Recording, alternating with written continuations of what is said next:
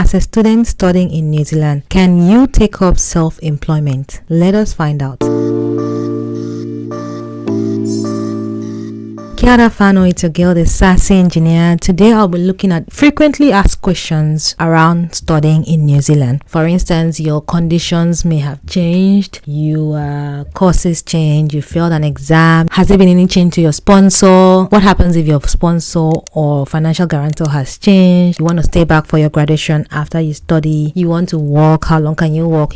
All the frequently asked questions is what I'm going to be addressing in this video with the help of the knowledge base on immigration New Zealand. If you're seeing my face for the first time, I am the Sassy engineer and I talk about everything New Zealand as a Nigerian living in New Zealand, as an immigrant in New Zealand, as one who was in your position also looking for these answers, having these burning questions and didn't know where to go to find the answers. I got you. That's why I'm sharing all these things on my channel to help you. And also travel in New Zealand, because when you live here you also want to experience the country. So where should you go? Everything is on my channel. Now let's get into the topic of this video, which is frequently asked questions regarding studying in New Zealand. We already know how student visa can be stressful to get for some people. You have to go through the process of applying for admission, gaining the admission, paying that expensive tuition fee, and something happens during the course of your study which is out of your control, or even if it was from a fault of yours, that would probably make your student visa change, the conditions change or whatever. There are options available that you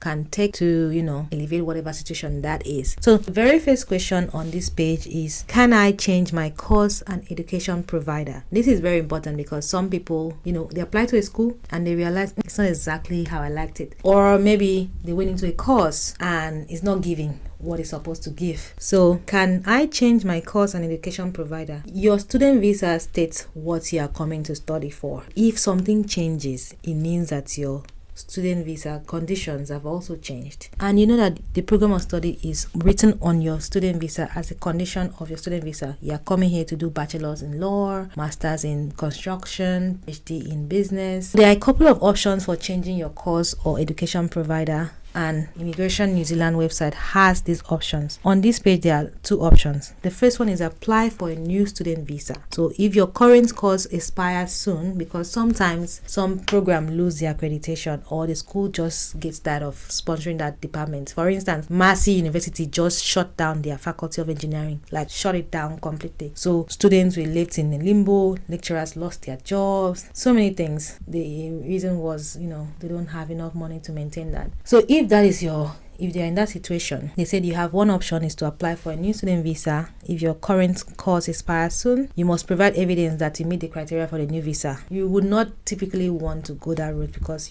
wahala too much. So the option B is to apply for variation of conditions. So it says, if you currently hold a pathway student visa and wish to change your education provider, you will need to apply for a new student visa. If you want to change your program of study and or your education provider, get a variation of condition first. The new course must be at the same or higher level and provided by a university or category 1 or 2 education provider. Don't end your course before we authorize it, or you will break the condition of your visa and you may have to leave New Zealand. So that is good to know. Applying for a variation of condition of your visa will not change the expiry date. So if your visa is supposed to expire in 2026, it will still expire in 2026, just that the condition has varied, and there is a process on how you can apply for a variation of condition. The second question is, can I change my sponsor? There are many reasons why you want to change your sponsor. It could be that your sponsor has run into bankruptcy or something, or is dead or something.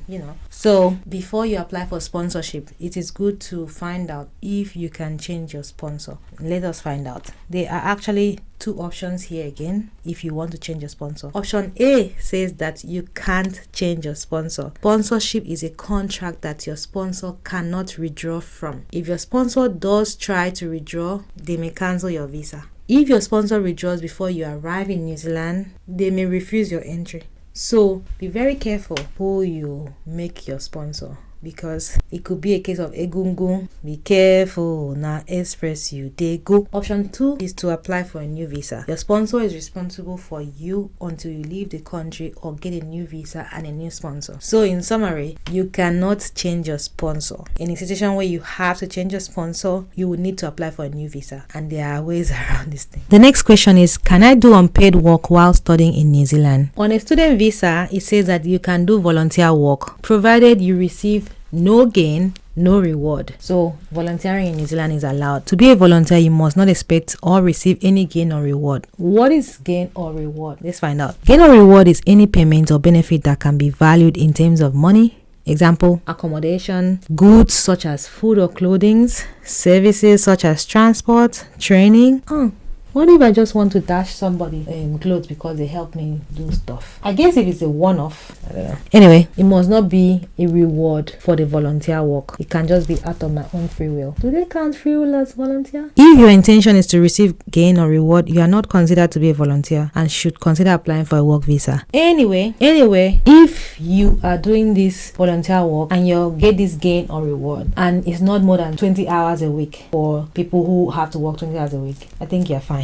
So that's why you have to understand your work rights as a student, which again I've talked about on the channel. Can I extend my visa if I failed one of my papers? And this is very important for especially undergraduates and masters by thought. That's those who are not doing masters by research. Your grades basically could affect your visa depending on the country you are. So in New Zealand, they're saying, can I extend my visa if I failed one of my papers? It says here that you can apply to stay longer, but you have to provide some information. So to apply to stay longer, you have to include evidence of your previous student performance, satisfactory attendance, and assessment of your progress by your education provider. Send them copies, not original documents. So they only want copies, not your original document. Note that. The next question is about staying in New Zealand after studies, and I have a video on my channel that has looked into this in detail. So I highly recommend you click the link at the top right corner, or you check the description box for that video.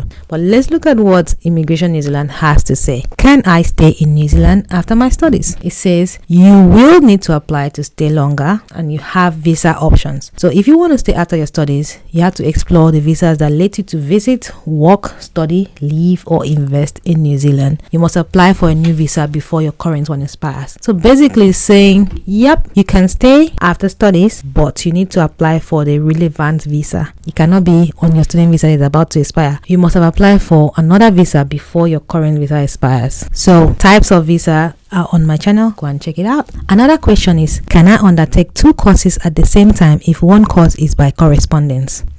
Now, studying by correspondence is a question that you should ask yourself. What is studying by correspondence? Studying by correspondence simply means distance learning. And it says here that you may not meet study criteria. So be careful. Basically, we issue student visas for full-time study in New Zealand. You can undertake a second course of study if you wish. However, you could not use a correspondence course to make up the full-time criteria. So take note in case that was your plan. Alright, now let's go into working things. Can I work full-time and study part-time? This is a tricky one because there are some international students that would like to come here and work and study part-time, and this is very important. I've received a full-time job offer. Can I work full-time and study part-time? Now, there are 2 options for you if you are in that situation. Option A is that you cannot work full-time on a student visa because the student visa says you're coming here to study. Some student visas let you work for up to 24 hours each week and full-time only during holidays. So check your visa condition. PhD students can work full-time, but some other student visas are only allowed to work up to 20 hours during school hours. Now, the option B is you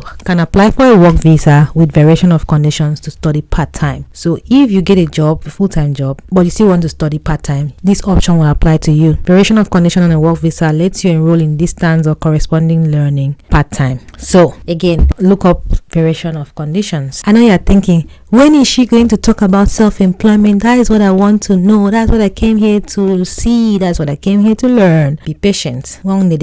Stay calm. I'm going to talk about it, but let me address these pressing issues first. The next question: can I work while studying? The videos on this are everywhere on my channel. I've spoken about it in everything that has to do with student visa. So, can you work while studying? Again, you have two options. Option A: check your visa conditions. You may be allowed to work for up to 20 hours each week and full-time during scheduled holidays, including summer holidays. Your visa explains what hours, if any, you can work. So there are some students that may not even be allowed to work. I'd like to pause this video here and say that if you have not yet joined the community, make sure you click the subscribe button to join us. Click the thumbs up button to like this video. If you have any burning questions, ask it in the comment section. Make sure it's relevant to this video. And share this video with people you think will need it. Okay? Because I know a lot of people that are probably not aware of this kind of information, but they really need it. Share it to them. Don't hoard information. It's not good to hoard information. I'm not hoarding from you. Why are you hoarding from others? Okay,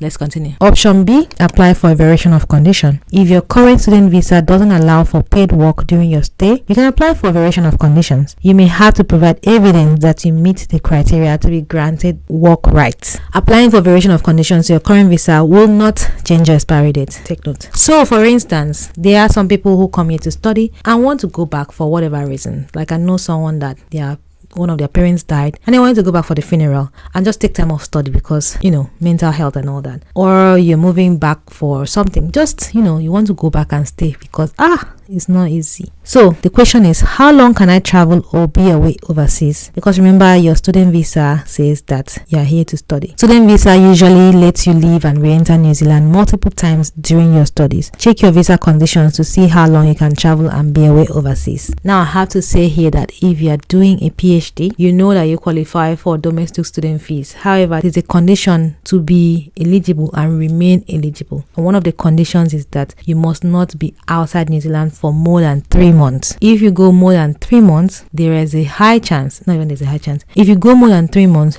you may lose that right and you will have to start paying international student fees, which is 40,000 plus. You don't want to do that to yourself. But there are times that you have to go out to a different country and do your research there. I've seen a lot of people that do that. So in that case, you will need to talk to your supervisor and the school, and they will write Immigration New Zealand and get some kind of special permission. But just you on your own, carrying your 2 left legs to leave New Zealand, go and stay outside the country for more than 3 months or more. When you come back, you go pay 40,000, your body will tell you. So please take note. Now, next question is, I'm unable to leave New Zealand before my visa expires. What can I do? You know that you need to have a valid visa to remain in New Zealand. So what can you do is that you must apply for another visa before your current one expires. This is standard process. If you are not eligible for another visa, talk to them. Basically, I'll tell you, just talk to them whether you're eligible or not and get information, because these options are just the ideal. There are those anomalies, outliers that here and there once in a while pop up. So you may be one of those outliers. Talk to Immigration New Zealand. They may be able to grant you a visa, but contact them before your current visa expires to increase your chances before you hear, sorry, there's nothing we can do. Now, you have finished studying, you want to stay back for your graduation because, it's cheaper. If your graduation is happening in, let's say, November and you finished in, let's say, March, why would you go home and come back? Especially if you live in those countries that are like far away, like ours, where you have to pay $4,000, $3,500, $2,500 on a return ticket. You could save that money and do something. So some people would like to stay for graduation ceremony after their studies. The question here says, can I stay for a graduation ceremony after my studies? And the answer is very simple. Yep, you can do that, but you need a valid visa. And there are 2 visa options you have, but again, you must apply for these visas before your current visa expire. The 2 visa options you have are the post-study work visa or a visitor visa, and both of these visas have been discussed on my channel. The criteria, eligibility conditions, the cost, how long you can stay on the visa conditions as well. The link will be in the description box. You can apply for a post-study work visa to work here for up to 3 years. And like in that video that I posted on this post-study work visa, there are some conditions that you have to meet. For instance, what did you study? And that is why they said here, how long your visa is for depends on the qualification you completed in New Zealand. So click that link in the description box to learn more. You can also apply for a visitor visa. So if you don't want to apply for a post-study work visa, maybe you don't want to stay here for 3 years, you just want to have enough time to attain your graduation, then you can apply for a visitor visa to stay up to 9 months. So you could consider that option. That is for staying back to attain graduation. Now, this one has to do with money. We know how money is very important to students, especially since you're not going to be making money. You need to be able to sponsor the study, right? So the first one is asking, can I get a refund of my application fee? Maybe you applied for study or visit and somewhere along the line you change your mind. You don't want to come to New Zealand again. You want to stay back in your country or whatever. You need to get a refund for your application fee. So the question is, can I get a refund of my application fee? On Immigration New Zealand website, it says that you can only get a refund in special circumstances, and each request is considered on a case-by-case basis, which is very typical of Immigration New Zealand. Everything is case-by-case basis. If your visa application has already been completed, you cannot get a refund because they've already done the work. So they're not giving you back your money. You cannot get a refund, even if it was declined. This is because the fee you pay covers the cost of accessing your application fees. But if your visa application has not been completed, you can apply for a refund. However, refunds are only given in special circumstances. You cannot get a refund if you change your mind about your application. So you can't just apply and be like, I'm not feeling like New Zealand anymore. Nah, you can't do that. The situations where fee refunds apply can include you paid the fee but you did not need to. You paid the wrong fee, or you paid the fee but your application did not meet our lodgement criteria. Of course, there are going to be a few other special circumstances that are not listed here, but these are the common circumstances where they can refund the application fee. How can you apply for a refund? You have to complete the refund request form and gather any of your supporting documents. So the form is on their website. Then you send them the refund request form, the completed form, and any supporting documents. Well, not any. All the supporting information. There's instructions on sending the request form if you are in New Zealand or if you're outside New Zealand. So if you're in New Zealand, you can either drop it off at Manukau or Auckland drop box, or you post it by courier to the address. It's Immigration New Zealand in Penrose. But if you are sending your request from outside New Zealand, you have to contact the nearest VAC, that's Visa Application Center, and ask them if they will email your refund request to New Zealand on your behalf. So if they could not email your request, you can send it using courier service. So send it to their courier address. This may mean that it will take longer to process your request. So basically they're saying that you should contact the VAC, Visa Application Center, wherever. For instance, if you're in Nigeria, you have to contact South Africa and ask them if they can email the refund request to Immigration New Zealand. If they say yes, good. If they say no, then you have to post it to Immigration New Zealand. I hope that is clear. There is also the case where you were studying and you're on scholarship, which is good. Congratulations. But what if your scholarship funding stops? What happens in that situation? So Immigration New Zealand says that if your funding scholarship stops, can you apply for a further student visa? Maybe like in your year 3, it just stops. Or you did PhD and it says 3 years, but for whatever reasons, it went beyond 3 years or went beyond 3.5 years for, let's say, doctoral scholarships. If your scholarship funding has stopped, there are a couple of options that are available to you. On their website, they have 2 options. Option A says apply for a variation of condition, which makes sense, but you have to apply before your current visa expires. And they can approve your request if you can prove to them that you'll be able to pay all the remaining course fees and living expense yourself. Or you can apply to stay longer, but you have to include evidence of your previous student performance, satisfactory attendance, assessment of your progress by your education provider. Send them copies of this. Of course, they also want to know how you're going to fund yourself. So basically, are you able to pay the remaining fees, the course fees and living expenses? That's the question you should be able to answer, and that's what you have to prove to them. So what if you're a PhD student and let's say you get a full-time job? Can you stop studying to work full-time? You already know that PhD students have unlimited work rights, which means they can work for whatever number of hours they want to work for. Can you just decide to, let me just stop studying and work full time? Well, let's see what Immigration New Zealand has to say. On here, they said that you have 3 options available to you. Option A, check your visa conditions. Already you know that PhD students usually have unlimited work rights. But, sometimes, depending on the funding you get, there could be some restrictions. Now, because you have unlimited work rights, you don't need to suspend your studies in order to work full-time, but you must still be studying your PhD full-time. So in that case, talk to your education provider. If your education provider lets you suspend your studies for an extended period of time, they may need to notify Immigration New Zealand. They will advise you of this and any next step. If your education provider doesn't let you suspend your studies and you don't want to continue studying your PhD full-time, you may need to apply for a new visa,